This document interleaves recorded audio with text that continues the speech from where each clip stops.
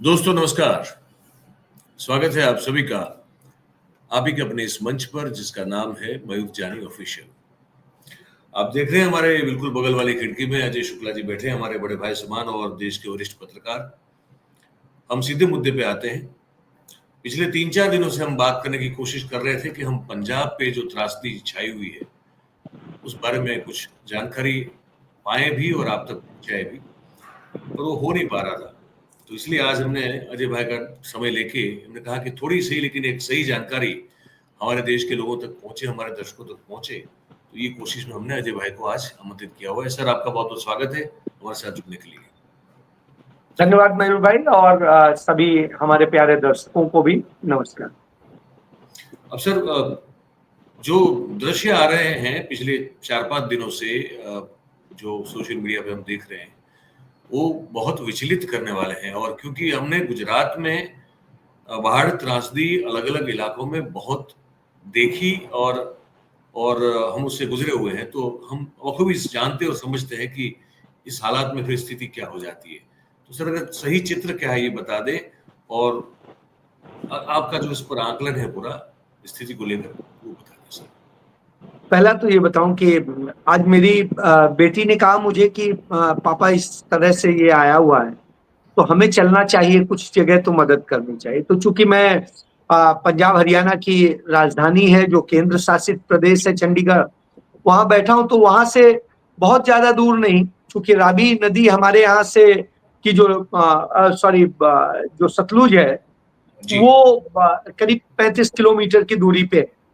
और हमारे यहाँ जो चंडीगढ़ में सप्लाई होता है पानी, जो हम पानी पीते हैं वो सतलुज का पीते हैं। जी तो इसलिए तो हमने कहा चलो उसी दरिया के साइड के इलाके को घूम के आते हैं, क्योंकि यही रोड चंडीगढ़ से ही रोड जाता है भाखड़ा डैम की तरफ। जी जब यहाँ से निकलेंगे तो पहले रोपड़ पड़ेगा, और रोपड़ के बाद आनंदपुर साहब, और आनंदपुर साहब में ही नंगल डैम है, जो नंगल तहसील है वहां की, पंजाब की। और उसके बाद में फिर हिमाचल का हिस्सा शुरू हो जाता है, तो डिस्ट्रिक्ट बिलासपुर के हिस्से में आता है जहां डैम स्थापित है। डैम की जगह पे कोई प्रॉब्लम नहीं है, क्योंकि वहां से तो पानी बिल्कुल स्मूथली आ रहा है। वहां इसलिए नहीं, क्योंकि वहां जब भी वो होता है तो वहां वो लोग, वहां पर उन्होंने सफाई की हुई है अपनी कनाल की और सतलुज की, और सारे उसकी जो डिसिल्टिंग हुई हुई। प्रॉब्लम शुरू होती है नंगल के बाद। जी अच्छा, अब जो हमारी भाखड़ा डैम है उसमें ब्यास का भी पानी मिल रहा है, उसमें सतलुज का भी पानी मिल रहा है। तो यदि हम सिंधु जल समझौते की बात करते हैं, क्योंकि अभी हाल के दिनों में उसका जिक्र हुआ था, तो जब हमारी वो 5 नदियां जो थी, जो जिनको लेके सारा इशू था, तो आप याद करिए पंडित जवाहरलाल नेहरू नासमझ नहीं थे, वो समझते थे। तो उन्होंने ये समझौता किया था कि जो 3 नदियां हैं, क्योंकि बंटवारे के बाद में जो स्थिति बनी उसके बाद उन्होंने कहा ये 3 नदियों का 100% पानी पे हक हमारा होगा, 20% हम आपके लिए रिलीज करेंगे, आपको वेलफेयर के नाम, जो इंटरनेशनल ट्रीटी होती है जिसमें आप नेचुरल रिसोर्स को पूरी तरह रोक नहीं सकते। जी बिल्कुल। चलिए, तो उसमें हमारे पास ये 3 नदियां पाकिस्तान जाने की पहले हमारे पास भारत में है, और ये सभी 5 नदियां जो हैं वो इत्तेफाक से चाइना के बॉर्डर से, या कहिए तिब्बत से निकलती है। अब तो चाइना ही है, वहीं से निकलती हैं, और वहां से निकल के होते हुए आती हैं, कुछ हिमाचल कुछ जम्मू कश्मीर। तो ये 3 नदियां हैं, एक रावी है, एक सतलुज है, एक ब्यास है, ये मेन है। एक हिमाचल में शिमला साइड से आ रही है, वो घग्गर है। तो इनके पानी हमें मिलते हैं। उधर जो उत्तराखंड से जब यमुना चल रही है, तो यमुना हरियाणा और उसके किनारे किनारे निकल जाती है, वो हरियाणा और यूपी के बॉर्डर से निकलती है, पूरे टाइम बॉर्डर पे ही चलती है। ये मैं इसलिए भौगोलिक स्थिति बता रहा हूं, ये जानना बेहद जरूरी है। जी बिल्कुल। अब जब ये बना, तो ये डैम बनने से राजस्थान तक को पानी मिला, राजस्थान में नहर बनी और सब कुछ हुआ, सबको पता है। हरियाणा, पंजाब, दिल्ली, सबको पानी यहां से मिल रहा। अब क्या हुआ कि इसके लिए जिस जिस राज्य की सीमा में जो नदी होगी, जो नहरें होंगी, उसकी उनकी डिसिल्टिंग कराना, उन्हें साफ सुथरा कराना और उनमें अतिक्रमण ना हो, उनमें माइनिंग ना हो, यह जिम्मेदारी स्टेट गवर्नमेंट की होगी। बिल्कुल। तो जब आपको पानी पूरा मिल रहा है और कहीं कोई प्रॉब्लम नहीं है, जब पानी ज्यादा होता है तो हर जगह जहां पे भी बांध होते हैं उनसे थोड़ा थोड़ा पानी रिलीज किया जाता है, वैसे ही रिलीज किया जाता है। उसके लिए अलर्ट दिए जाते हैं, आपको अपनी उनको क्लियर करना होता है। लेकिन पिछले 2-3 सालों से जो हुआ है, 3-4 साल से, वो एक बहुत बड़ी समस्या ये हुई है कि उन्हीं नदियों के उधर माइनिंग हुई है बहुत भयंकर तौर पे, और उनमें इंक्रोचमेंट हुए हैं जो जैसे सतलुज की है। सतलुज का जो कैपेसिटी है वो 3 लाख क्यूसेक पानी की है, लेकिन होता यह है कि आज उसकी वास्तविक जो क्षमता रह गई है वो 80,000 के आसपास रह गई। इतनी कम हो गई? हाँ, क्योंकि डीसिल्ट कराया नहीं, कागजों में आपने सैकड़ों करोड़ रुपया खर्च कर दिया, असल में नहरों की डीसिल्ट हुई ना कुछ हुई। इस बात का खुलासा खुद आम आदमी पार्टी के एमएलए हरमीत सिंह ने किया। उनके हलके के विधानसभा क्षेत्र के 11 गांव बुरी तरह से डूबे हुए, उन्होंने इसको लेके किया तो, और उन्होंने बताया कैसे वो करप्ट अफसरों को दिल्ली यानी अरविंद केजरीवाल द्वारा वहां तैनात किया गया जो ये सारी लूट मचाए हुए।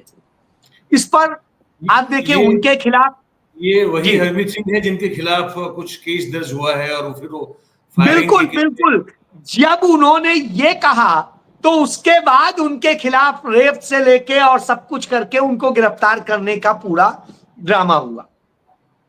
ये आवाज बंद करने की स्थिति होती है। ऐसे ही एक बहुत डेड ऑनेस्ट आईपीएस अफसर माने जाते थे, पंजाब में आईजी थे, और वो कुंवर विजय प्रताप सिंह, वो आम आदमी पार्टी में शामिल हुए, एमएलए चुने गए और बहुत अच्छे वोटों से जीते थे, चुनौतीपूर्ण सीट से जीते थे। तो उन्होंने तमाम सारे खुलासे किए थे तो उन्हें पार्टी से निकाल दिया गया। तो अब आप समझ सकते हैं जब ये होगा तो क्या हो रहा है पंजाब में, आप समझेंगे। यही वजह है कि पहली बार पंजाब में यह हालत हुई है कि पंजाब के 1.5 दर्जन जिले बाढ़ प्रभावित हैं, जिनमें 12 जिले तो बुरी तरह प्रभावित। कुल 23 जिले हैं पंजाब में और 23 में से 12 बुरी तरह प्रभावित हैं, जहां सब बहा जा रहा है। स्थिति यह है कि पशु बहे जा रहे हैं, लोग बहे जा रहे हैं, घर परिवार मतलब गांव के गांव समा गए और यह दशा हो गई है। इसके बाद में दुर्भाग्य यह है इस देश का कि भारत का प्रधानमंत्री, जो यहां पर लंबे समय तक प्रधानमंत्री बनने से पहले संगठन के मंत्री के तौर पे यहां पर रहा था, और वो ये कहता था कि मुझे तो राजनीति पंजाब ने सिखाई। सरदार प्रकाश सिंह बादल के पांव छूता था, उसने एक ट्वीट तक करना मुनासिब नहीं समझा, इस दर्द को साझा करना मुनासिब नहीं समझा। बहरहाल राहुल गांधी ने इस पर काम किया और इसका नतीजा ये हुआ कि राहुल गांधी ने उस दर्द को साझा किया, प्रधानमंत्री से मांग की और अपने लोगों को लगाया। उसका एक बड़ा उदाहरण आपको देखने को मिलेगा कि जो पूर्व मुख्यमंत्री हैं चरणजीत सिंह चन्नी, वो खुद उतर गए उस बाढ़ में, और वहां पर एक जगह थी जहां पानी पूरे गांव को समा रहा था। उन लोगों ने पूरी रात मेहनत की और मेहनत करके वहां पर बंधा बना दिया, खुद बना दिया और बचा लिया उस गांव। लेकिन बाकी सब ड्रामे हो रहे हैं। साहब, जब ये ड्रामे हो रहे हो, अब चिट्ठी आप लिख रहे हैं कि हमें मदद दीजिए, वो पैसा हमारा रिलीज कीजिए, हमें राहत दीजिए, और जब उसी चीज की बात हो रही थी तो कह रहे थे हमें क्या जरूरत है। सब इस तरह की स्थिति में असल में मदारी के खेल में पंजाब के लोग बुरी तरह फंस गए और वो नतीजा ये हुआ है कि आप पठानकोट, और सबसे ज्यादा अहम क्यों है मयूर, अभी हमने भारत पाकिस्तान के बीच में एक संघर्ष देखा है जी चूंकि तुरंत देखा है।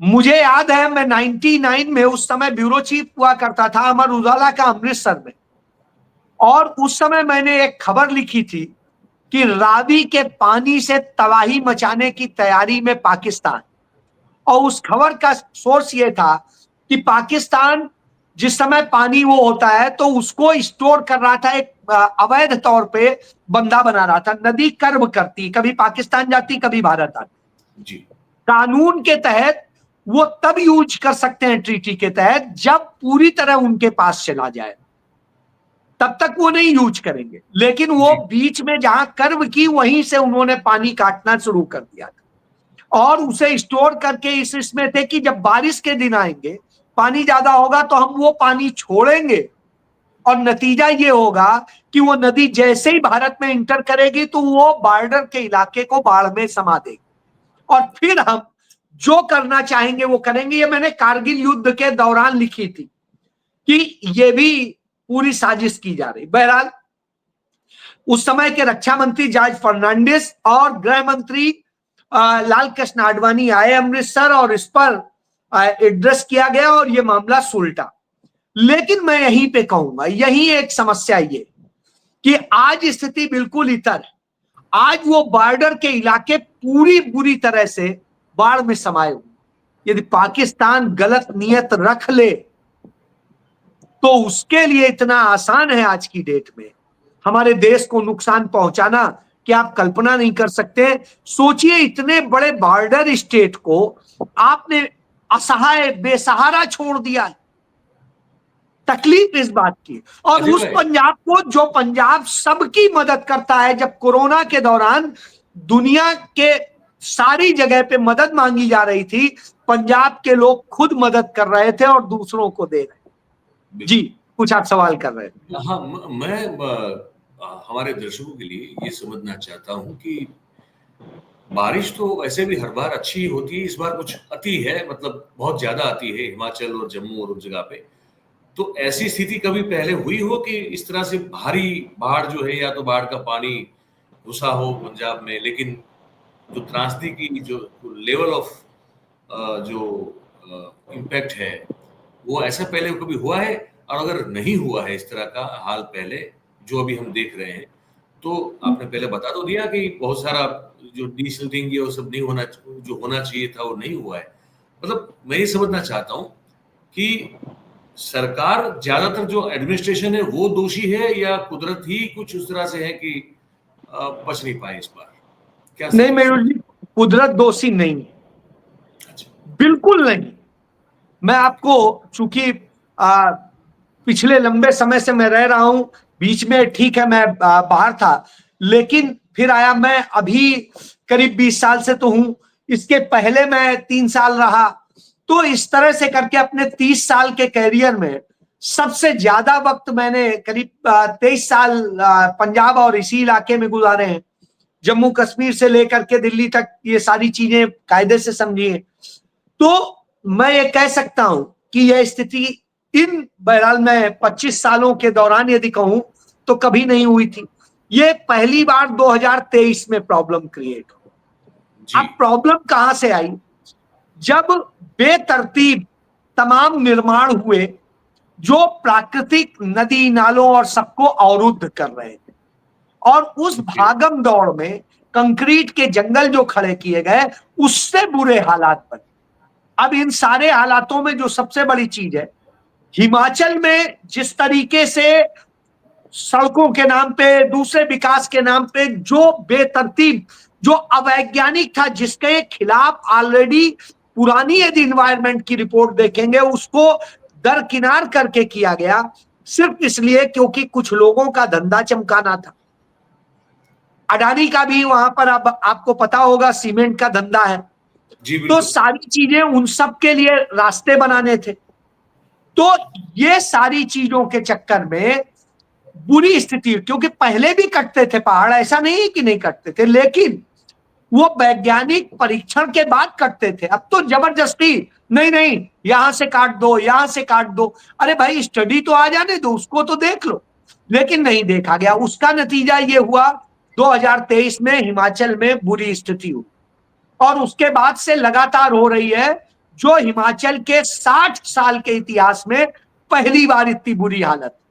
दूसरी चीज, और ये सारे सेंट्रल गवर्नमेंट के प्रोजेक्ट हैं, स्टेट का कोई प्रोजेक्ट नहीं। दूसरा आइए आप, इसी तरीके से जम्मू कश्मीर में जो हालत हुई है, आप जम्मू कश्मीर का इतिहास पता कर लीजिए। वहां पर 5 साल पहले तक कभी भी ऐसा नहीं हुआ था। 2015 में एक बार जरूर थोड़ा सा आया था, लेकिन उसकी वजह थी कि एक पत्थर फंस गया था जो निकासी के रास्ते पे है पहाड़ का, उसके कारण वो प्रॉब्लम आई थी और थोड़ी देर रही थी, ठीक हो गई। लेकिन इसके बाद फिर नहीं हो। अब जो है पिछले 4 साल से वहां पर भी ये बुरी स्थिति, क्योंकि ये प्रोजेक्ट वो प्रोजेक्ट और सबको दरकिनार करके जो ये किया गया। तीसरी चीज, पंजाब में यही चीज हुई, और पंजाब में भी जो शुरुआत हुई थी 2015 के आसपास, वो जो शुरुआत हुई उसने इस तरह से भेड़ की चाल चली कि पूरे पंजाब में अब खेत खत्म हो जा रहे हैं, नहरें के ऊपर वो हो जा रहा है, नदियों पे कब्जा हो जा रहा है, नालों पे कब्जा हो जा रहा है, चो पे कब्जा हो रहा जा रहा है। इसका नतीजा ये है कि तमाम खत्म।